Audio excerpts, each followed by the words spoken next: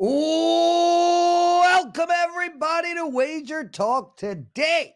Yes, it's me. I'm fully back. The jet lag, it's getting better, and I'm on my way to Muskoka today.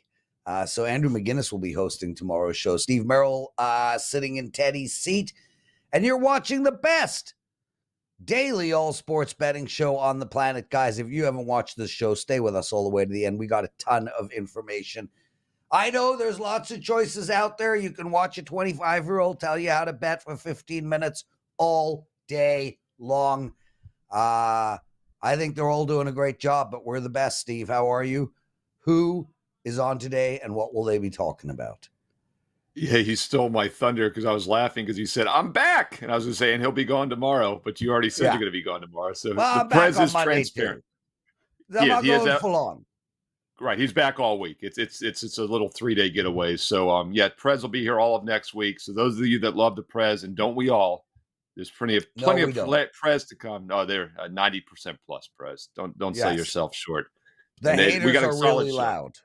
The haters are really loud, though. But that's how it works, right?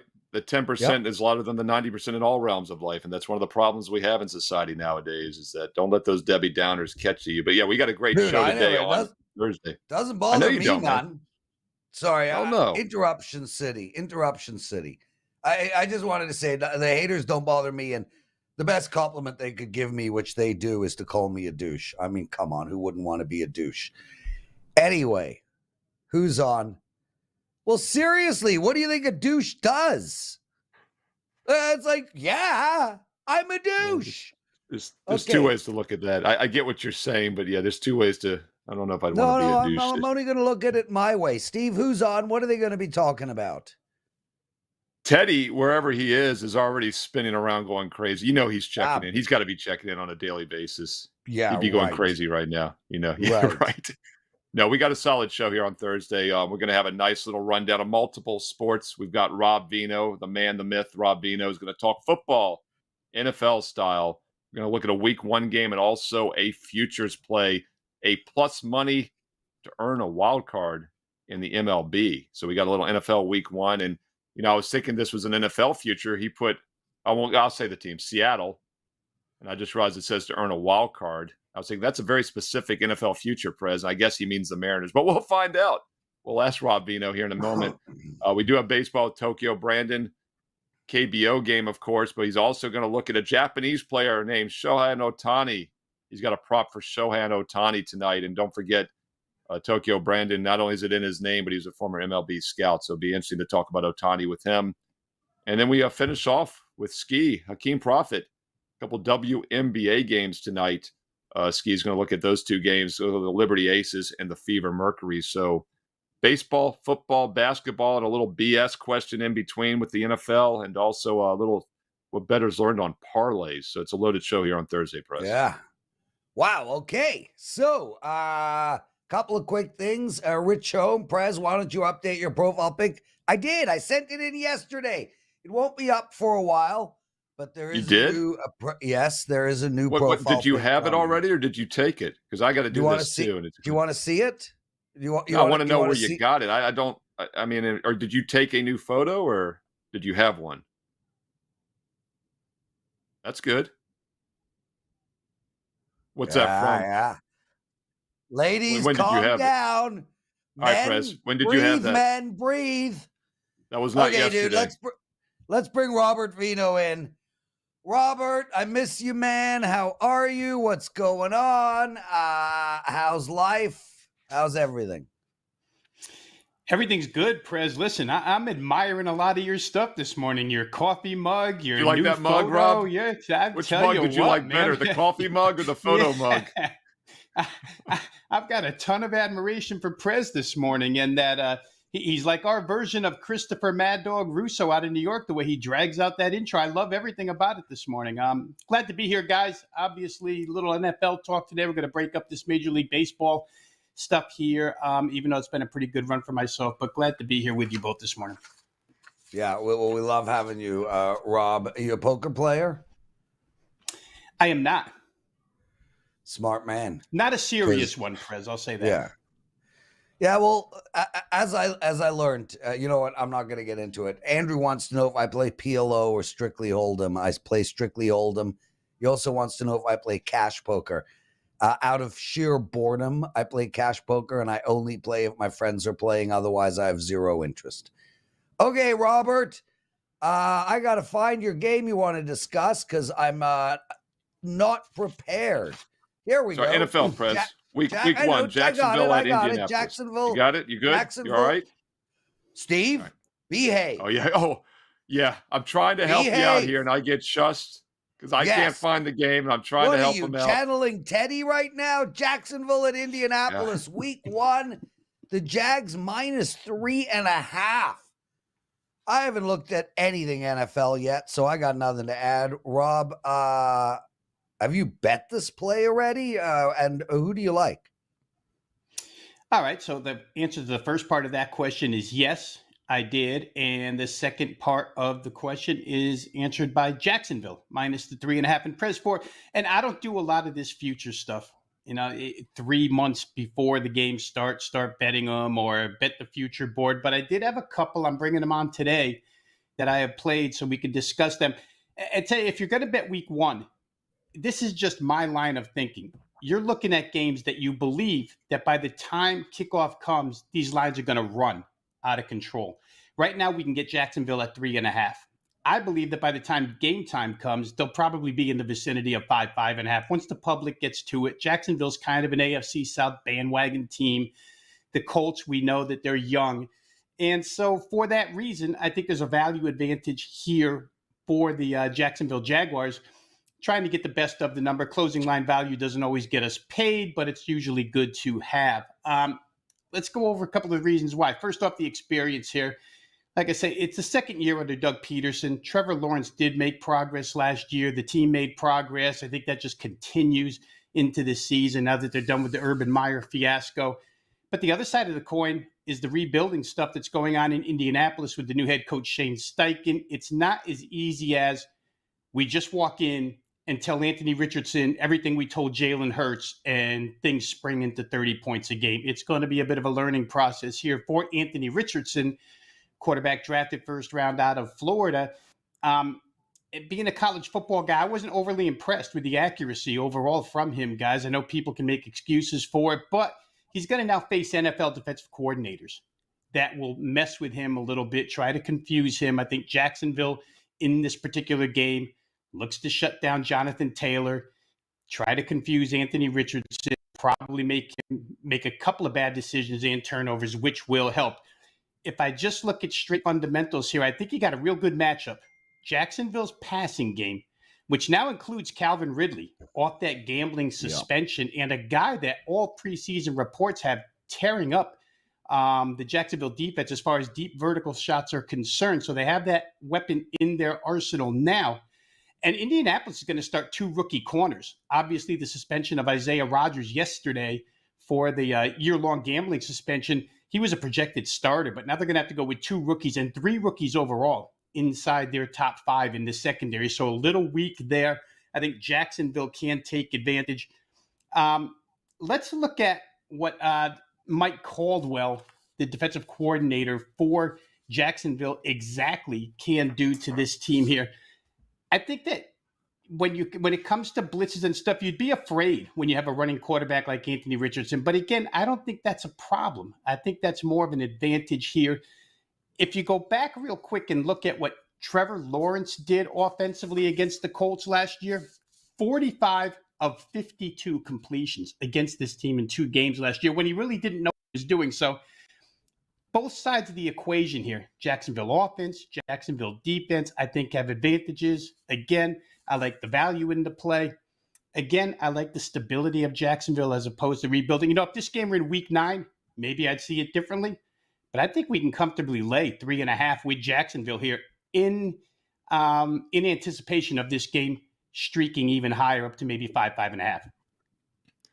It's Rob Veno saying grab some line value. Now 3.5, obviously, 3 is a key number. They probably set it at 3.5, thinking that's what's going to happen. But Rob thinks the line goes even higher than maybe 5.5. And that's the only reason you would want to play a week 1 game in June is because you think the line is going to be a couple points different 2 months from now. So Rob thinks this Jacksonville line closes a lot higher, and he likes the Jags on top of that. Rob, you sent over the rundown. You said Seattle to make the wild card, and for some reason I was thinking Seahawks, but I'm pretty sure you meant the Mariners. So let's talk AL West. I've talked to a couple guys this week here on the show about this division. The Rangers were a play-on team for me, so it's not surprising to me that they're doing well. I didn't think they'd be doing this well, to be honest. Houston, and both the Angels and Houston are both 6 games back. Seattle 10.5 back in the West, but they're only 5 back in the wild card. So do you think the Mariners can make the wild card? What are they, like +2 something, right?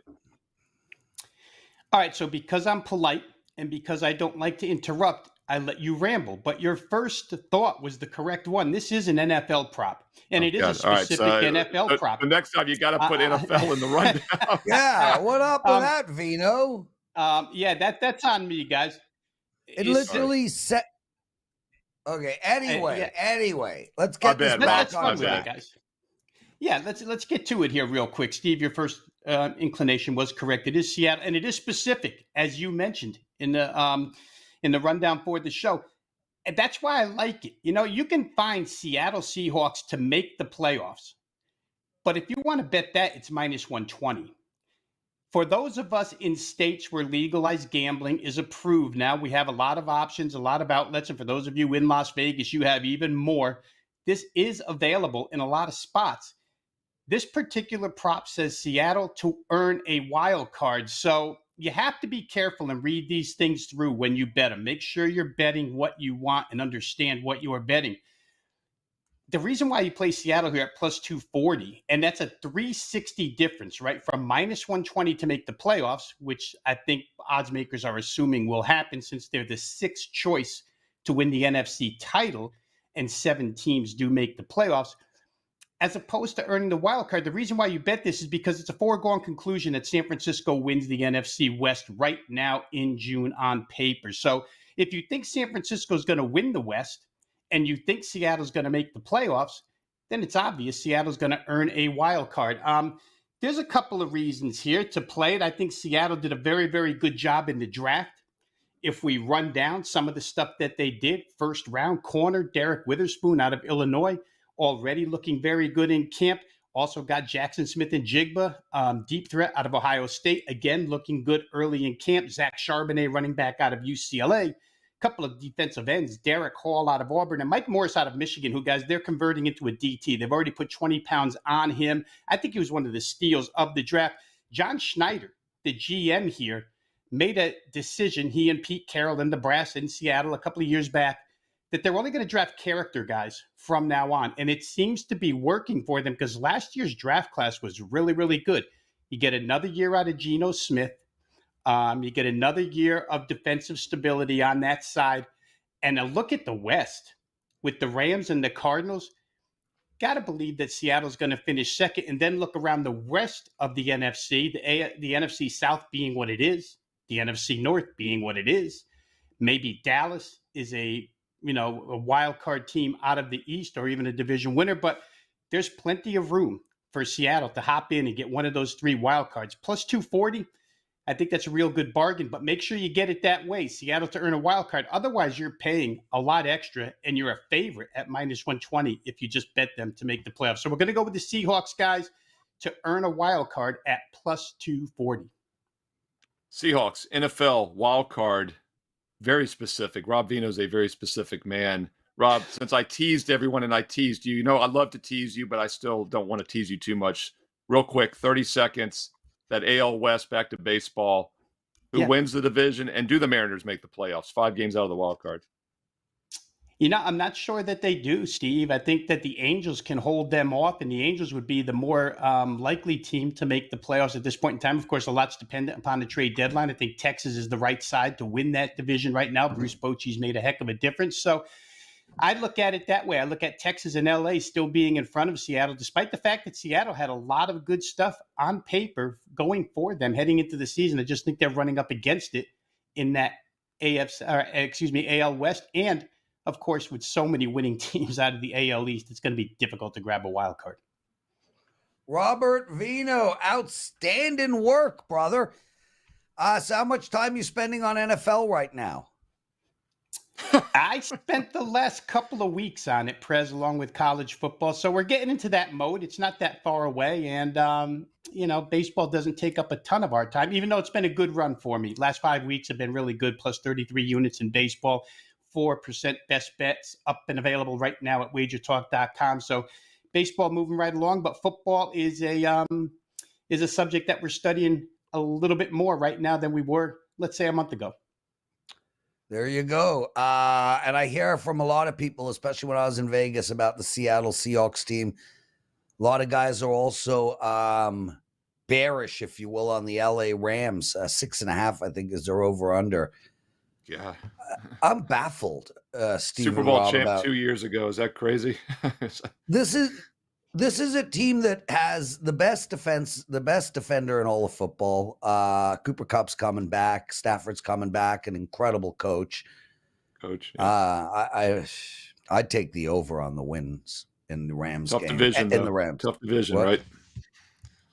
Well, I mean, maybe it all depends on how good the Seattle team really is, and I'm not buying what anybody is selling quite yet on this Seattle team. We've seen the story play out before with guys who come in and have a great year at quarterback, and then we never hear from them again. Anyway, great stuff, Rob. What do you got to promote? Real quick, once again, guys, Major League Baseball is up and available right now, a pair of 4% best bets. One is a day game, so you want to get in early here. It's a getaway day Thursday, so a lot of day action in Major League Baseball. But baseball's been good. Like I say, last 5 weeks, plus 33 units. So we'll look to continue that here today with a couple of best bets up available now at WagerTalk.com. Nicely done. George Wood writes, nice yearbook photo, Prez. Did you date the prom queen? No, she dated the prom king. Brandon is almost up. Don't get too excited, Dan. Steve? Yeah, look at his yearbook photo. We got to get that yearbook photo on Wager Talk. Oh, yeah, with the flock of seagulls hairdo. Yeah. Oh, God. You know what? At least Brandon's got a sense of humor, though. That's awesome. Unlike Teddy. Steve, what did we learn in the wonderful world of sports betting? Yeah, Teddy would be doing great in today's show. It's been very smooth so far, to say the least. But look, what did bettors learn is that not something we necessarily learned last night, but I came across this. It's actually from a few years ago, and I was just doing some random research on things, and it popped up again. And I thought this is a really interesting stat. And you and I have talked about parlays before, but I titled this "Beware of Parlays." And according to a UNLV Center of Gaming Research study, between 1992 and 2019, this came out in 2020, but over a span of, what is that, about 27 years, Nevada sportsbooks held a 30% profit on parlays and just a 5% hold on everything else. Let's put that in perspective. Minus 110 odds, the household is about 4.5%. So if you're laying minus 110 on a standard point spread bet or an over-under, the house edge is 4.5%. So they're holding about 5%, which tells you, first of all, the squares are losing more than that. That tells you sharps, professionals like Prez and myself and others at WagerTalk.com are winning money. So that's why it only comes out to about 5%. But 30% hold on parlays. Prez, I'll throw it back to you. This says all you need to know. Beware of parlays. And I think it's very important. Now, this was from 2020, but once again, what are we seeing now with all the legalized sports betting, right? In-game betting is huge, and same-game parlays, right? It's that quick score. Yep. Beware of parlays. It's not the way to play as a professional bettor. Steve, I mean, listen, we've been through this ad nauseum. Week after week, nobody listens to us, bro. Like, in all seriousness, these kids know better than us, dude. Like, honest to God, my parents used to have a sign on their fridge. It said, "Kids, leave home now. It's the only time in your life where you know everything." And that's what it's like. Like, who are we? Who are we to suggest not to bet parlays? Two old men who actually know what they're talking about. I mean, it is so clearly freaking obvious. Like, we should hire Captain Obvious from Hotel.com commercials because... But nobody listens. Nobody cares about this. We've got guys who heard that right now and are making a 14 parlay as we speak, literally as we speak. It's like when you go to Best Buy and they're like, "Do you want the warranty?" No, I don't want the warranty. You sure you don't want the warranty? We've No. talked about you're like me on that. Like they're not offering it because it's a good value, right? Exactly. Yeah. So I don't know, man. Like, people do what you want. Go make your stinking parlays. Like, I give up. And none of you guys listen to us anyway about this parlay concept. But an incredible statistic, Steve, and really one that just mathematically proves, that parlays are completely and totally idiotic.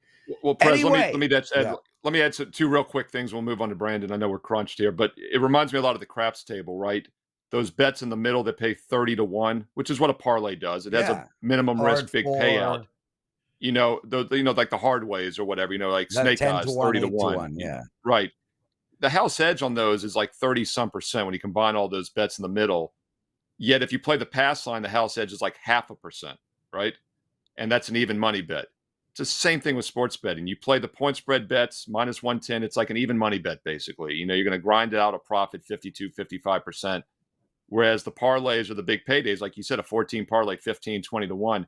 Now, from a risk reward money management standpoint, that makes some sense for a small bankroll. The problem is it's going to grind you out. So you got to decide right now if you're a recreational player, if you're playing for fun, if it's movie money that you're betting 10, $20 on a game, go for it. Try to hit the big parlay. Nothing wrong with that. But if you're a professional like me and Prez and others at WagerTalk.com, and you want to treat this as an investment, you're not playing parlay. So it's up to you. Yeah. Have fun, play parlays, but treat it as an investment. Dude, I'm with you. Listen, if you're doing this for fun, you want to throw $10 on a bet and cheer like crazy, go ahead. Couple of quick things from our listeners, and man, we are running out of time, but so be it. UC Panda writes, yeah, but given -210 and worse, you either have to do -1.5 or parlay to turn a profit. Doesn't change really, the odds, UC man. Panda, wait, let me respond. Really, UC Panda, so let me explain some math to you. If you bet -210, if you bet $210 to win 100 and the game wins, you won 100 in profit. What are you how are you saying that you have to make a parlay to make a profit there? Bet $210, win. Now you have $310. That's $100 profit. And if that 50% return on your money over a 3-hour period is not good enough, can you please send me your stock portfolio, your cryptocurrency plans, and maybe your precious metal goals? Because, man, if I can turn a 50% profit in 3 hours and you're unhappy about that, I want to know what you're investing your money in. Steve, you wanted to add to that? Just real quick, once again, you're not changing the odds with these parlays. All you're doing is you're reducing the risk. And as I said earlier, that's the one advantage of a parlay, is that you're risking a little to win a lot. And that's not a bad investment strategy. The problem is they're skewing your true payoff so much, and you're not changing that by doing a parlay. There's either value or there's not. And if you're a short-term recreational player, have fun with it. But if you're playing day after day like Prez and I have for decades, you cannot give up a 30% house edge with parlays. So it's just, you got to decide what type of player you want to be. And the other one, and lastly, Raven Ron writes, 2-game parlays at most. Raven, 2-game parlays is not the way to go. If you are going to do a parlay, and we've done the math for you, Teddy and I argued for an hour about this, and then he I remember that apologized the next day and admitted that I was right. The words I hear more often than anything else in my life. You're right. 3-team parlay. That's the closest to truest odds you can find. Tokyo Brandon, what up? What do you got to add? It's hard enough to win one game. Why would you group two together for worse odds? The best capper in history. The best cappers in history win 58%. Why would you combine two 58% chances to, brother, two.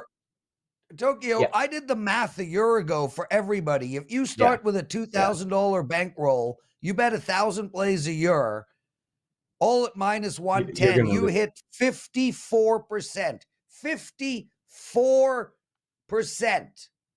That $2,000 bankroll is $95 million in 5 years' time. Nobody hits 58%.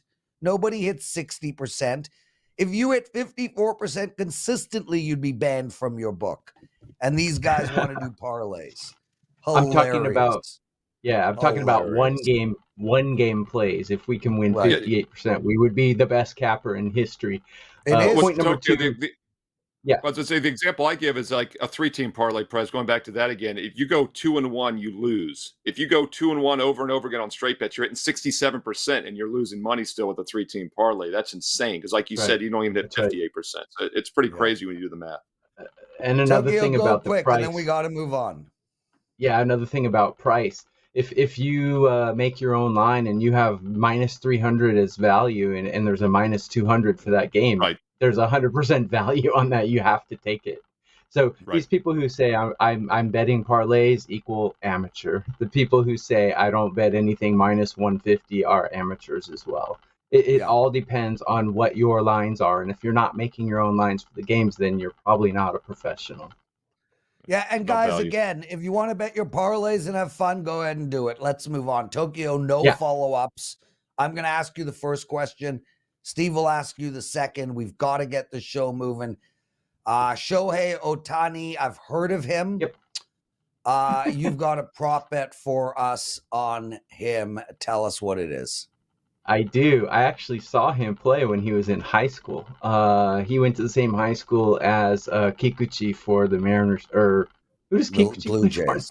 Blue Jays.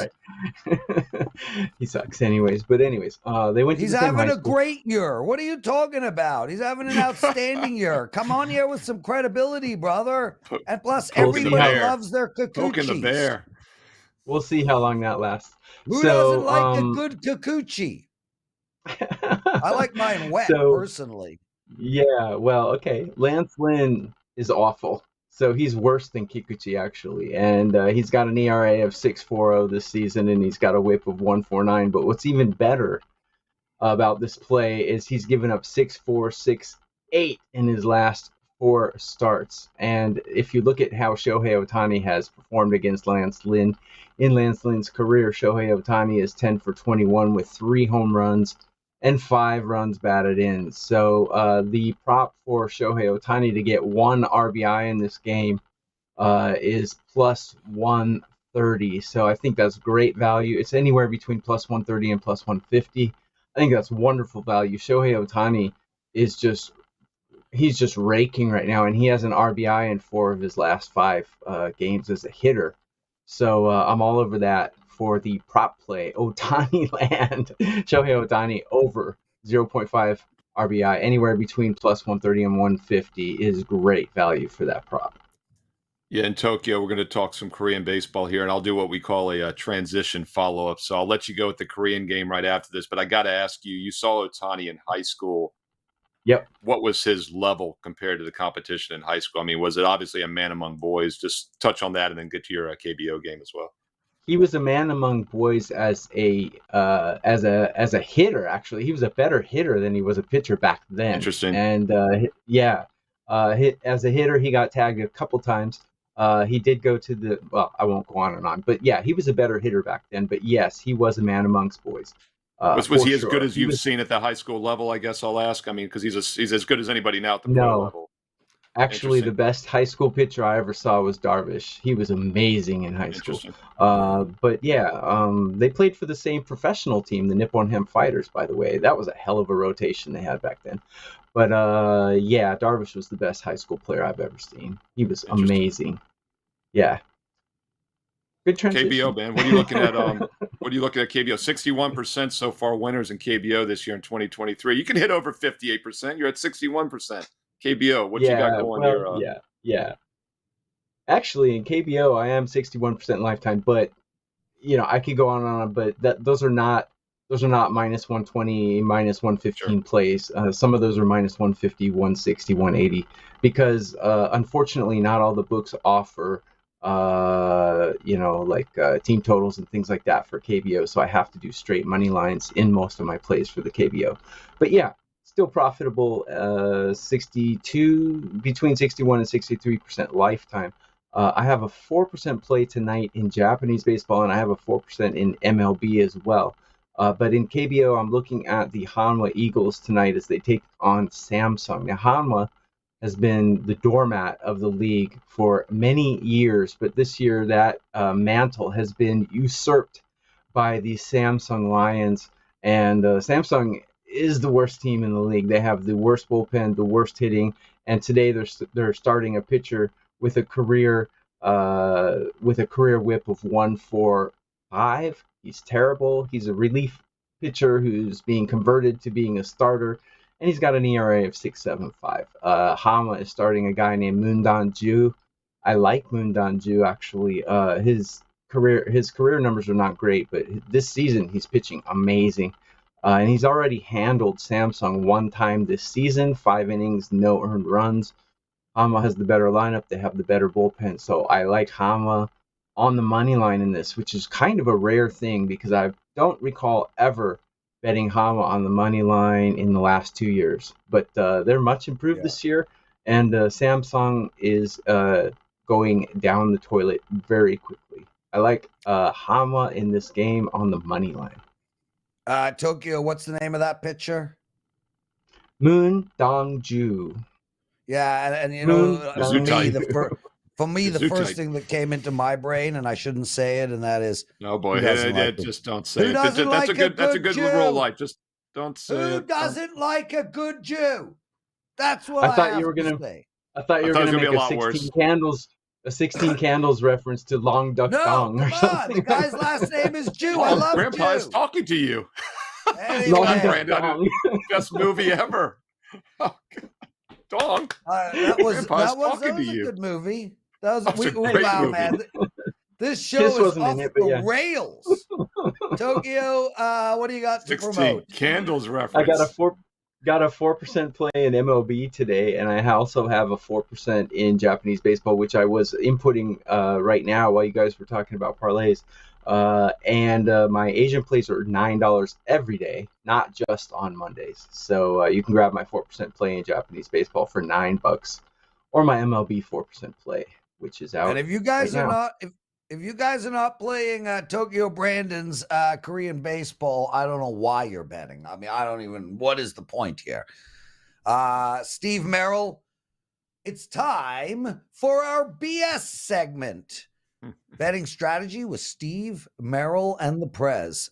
Steve, our question today sent in from Chris Lawrence, really nice guy. How can you mathematically figure out how much a half point is in the NFL? Like if it's a team -7, isn't it way better to buy the half points and so many games land on 7? So I'll tell you right now, if you want to add to this, I mean, this is super fast. Sure. Right. First off, it's never good to buy half point, period. End of story. At no number does it ever work. Guys, again, you're in Best Buy. They offer you a warranty. You say no. If they offer you a half point at a sports book, you say no. Whenever something is offered to you in a sales environment, you're always better off with no. Why do you think they're offering it to you? Now, from the first perspective, mathematically, it is not hard to figure out at all. Pull up, figure out, go back 20 years. There's data out there. Go back 20 years, go back 10 years. Find every single game that landed where the line was -7 and take a look at the score and figure out whether it would have worked or not worked to buy a half a point. To give you perspective on the number 3 and 3.5, that is about an 8% value. So there is about an 8% difference between a game landing on 3 or a game landing on 4. Yet they are charging you 20 cents to buy that half point. That's 12 extra cents in the pocket of the sports book. So the answer is there is a mathematical way to figure it out. You need to do that, find the data and do it yourself, although I can get Ralph to do it for you. And perhaps I will as we get closer to football season. And the second thing is there is never a good time to buy half a point. Steve? Yeah, my thoughts exactly. First of all, they don't offer it if it's a good deal for the sports book. There's a house edge built into all the odds. You'll hear people say, well, I'm not going to lose this game by half a point.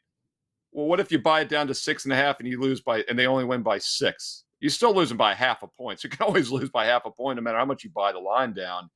And once again, all those times that you lose by 2, 3, 4 points, you're paying extra juice on every one of those losses. It adds up.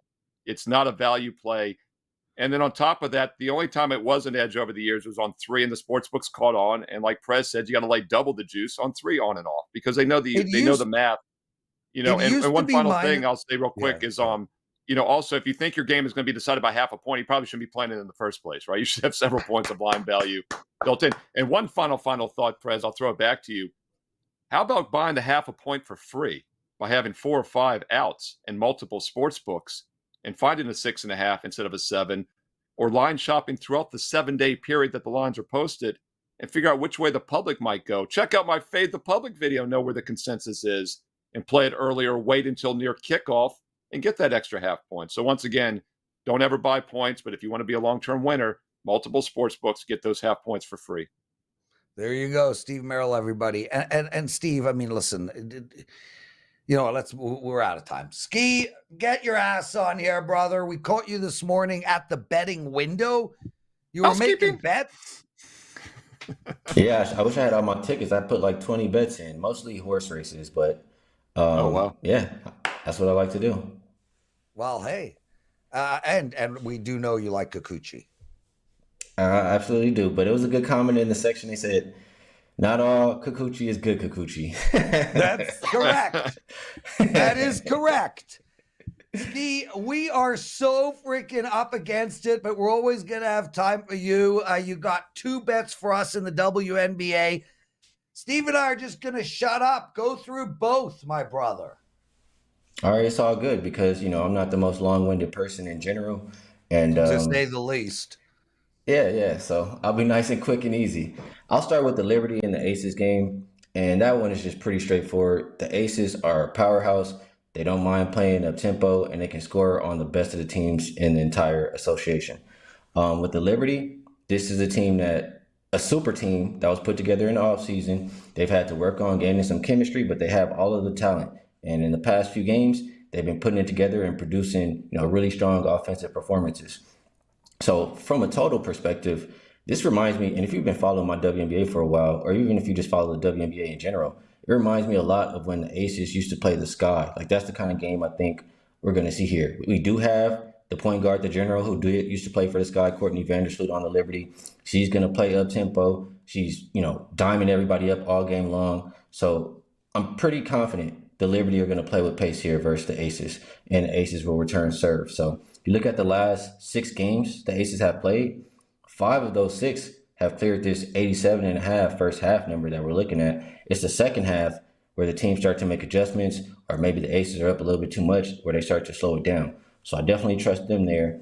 And the Liberty as well, they've been clearing their first half overs. I want to say the last 3 or 4 games, or maybe 3 out of the last 4 out of the last 5.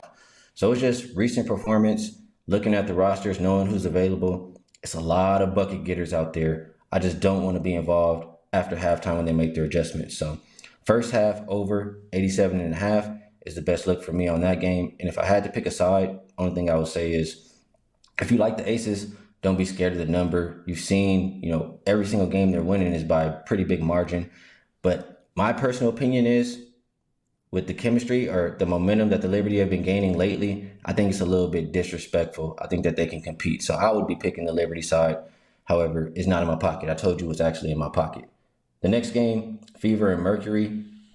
The Mercury are just absolutely terrible.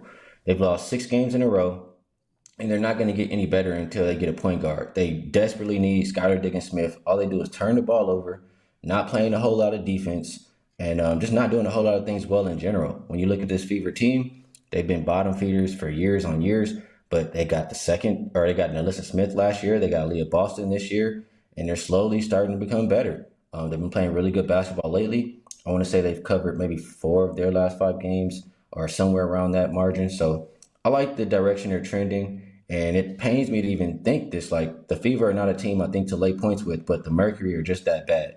The Fever have the rest advantage before this game. They have more rest before their next game. And in situations like that, I like to think that the team that, can have more rest before and after can leave it all out on the floor. So I would be looking towards the Fever minus the points. I'm not really looking to take the Mercury in any situation. So that's how I view that. And I don't expect the Mercury to play any defense, so I probably lean towards an over in that game as well. Skee Profits, everyone. One quick question, Skee. The Raptors, I know you know basketball. The Raptors drafted Grady Dick yesterday. I heard he's really good at penetrating. What do you got to promote, bro? What do you got to promote?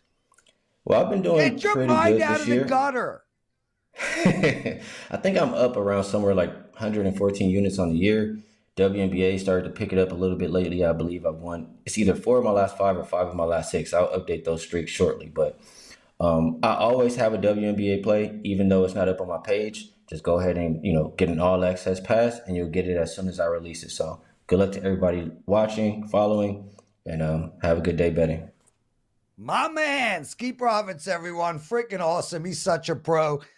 Steve Merrill, what a fun show, dude. You and Andrew McGinnis tomorrow. That'll be exciting.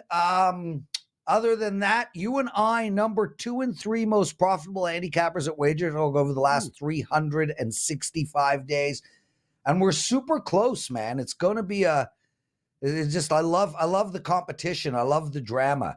Anyway, we got a great show for you all tomorrow. Jeff Michaels, Ralph Michaels, and Art to Caesar. My brother, Steve Merrill. I'm off to the cottage, and I'm going water skiing, jet skiing, hydrofoiling, and blah-bitty blah blah. Take us home, bro. I like it. He'll be refreshed and back all of next week, and we'll be here again tomorrow on Friday at noon Eastern, 9 a.m. Pacific. And don't forget, you can watch the replays 24/7 here on WagerTalk TV. And do us a favor, hit subscribe and hit the bell for instant alerts. And don't forget, thumbs up, like, and comment below. Leave us your BS betting strategy segment questions. We need one for tomorrow's show on Friday, so leave some in the comments below. Baseball first pitch up nice and early on Thursdays with all the daytime games. So check that out right now, right here on WagerTalk TV. I'm on today's show with a free play, a big game breakdown, and some other info. And check out the best bets for Thursday right now at WagerTalk.com. Thank you once again to Skee Profit, and thank you to Tokyo, Brandon, and also Rob Veno. We'll be back tomorrow noon Eastern on Friday. Good luck tonight.